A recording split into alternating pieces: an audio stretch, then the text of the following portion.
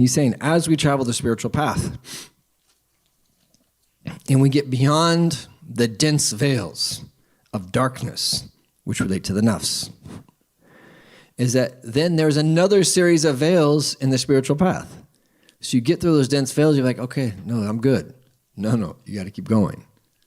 All of them are tests. And the goal is Allah. The goal is to know Allah. And that's why someone who's traveling the spiritual path has to know this. But this is also very helpful, even at a lower level. I can't tell you how many people I've spoken to in the past 25 years of my life where they just start getting into their deen and they feel good. And then something happens where there's a change in their life. They go to college, or they start their career, or they get married, or something happens in their life where they don't feel the same as when they first kind of got back into their deen. And it's as if they're chasing that feeling that they had from the very beginning. And as a result, that they think that something's wrong with their deen. Now, sometimes they could have derailed a little bit and need to get back. That's possible. But then what you do is, okay, you assess and then figure out how to get back into Alama, and you're done. But to dwell on that is actually one of the great veils of the path. And then Shaitan will use that against you. And this is where he'll use your own nafs against you. Where people even say things like, I'm not worthy of this. None of us are worthy of this. And there's nothing that I can do. There's no way for me to... Who told you that? Allah can give you and anyone whatever he wants, whenever he wants. And these types of ways of thinking that prevent people from traveling the spiritual path. And usually, these are tests from Allah Ta'ala to see how sincere we are. Are we doing it solely for that feeling? And was that feeling really it? No, this is just something that Allah Ta'ala gives us when we are beginners in the spiritual path because we're like children. And one of the things that we do is that we give children candy and these types of things, and if they that do something good is that we do them something nice to them and something like this because they're children. And unfortunately, we're adults, but in the spiritual path, we're like children. We need a little bit of this. And it helps us move along the path, but ultimately, we have to become spiritually mature. And the essence of spiritual maturity, there's many manifestations of it, but the essence of it, the core of it, is worshiping Allah because He deserves to be worshipped. That is the essence of spiritual maturity. Worshiping Allah because He deserves to be worshipped.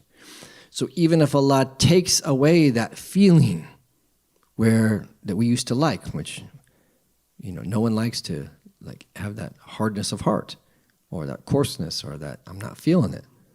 But it's a test. You got to keep going. You got to keep moving. So once we get past the first stage of veils, there will be other tests, and this is what he wants us to be aware of. Don't think because you reach that first level where now you're experiencing these anwar and these blessed spiritual lights that you've arrived and that's it. No.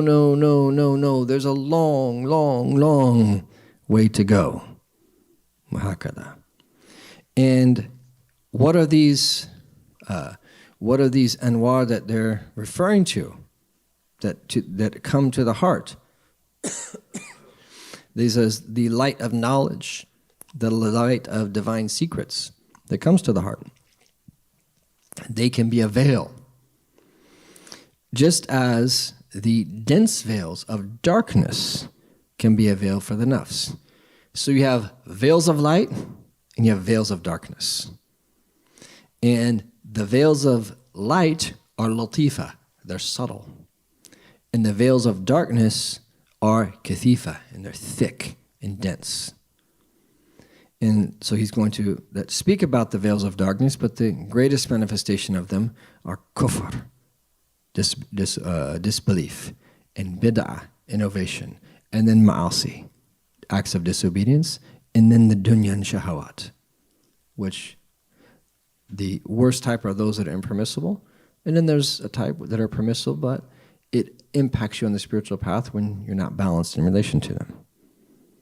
But we're talking about the spiritual path. We have to be willing to give up something from this world if we really want to achieve the higher degrees of closeness to Allah. You don't force that on people, but for those who want it, the door is open. From the blessing of Allah Ta'ala, He's given people the opportunity. that those who just want to remain nominally Muslim, that's great. But those who want to reach a higher stage, that's even greater. But in order to do that, like anything else in life, you just kind of want to be an employee and get through life, that's fine. The vast majority of people who are willing to work in most places, and there's more social upward mobility in some societies than others, but generally people will be fine if they're willing to work and have the ability to work. But then there's some people who want to make a lot of money. There's nothing wrong with that. But you have to work harder. That if you want to get a higher degree of education, to have you have to work harder for that. And this is why this society honors it, and rightfully so. Even in a worldly sense, if people that spend a lot of time being trained for a particular profession, they deserve to be respected because of the time that they spent for that, as a general rule. And our deen is not against that. And we put everything in its proper place while we don't look down upon anyone in our attempt to honor people. Everything has its place. So, there's veils of light that are subtle, and there's veils of darkness that are dense. And the veils of light you travel through, where the veils of darkness you turn away from.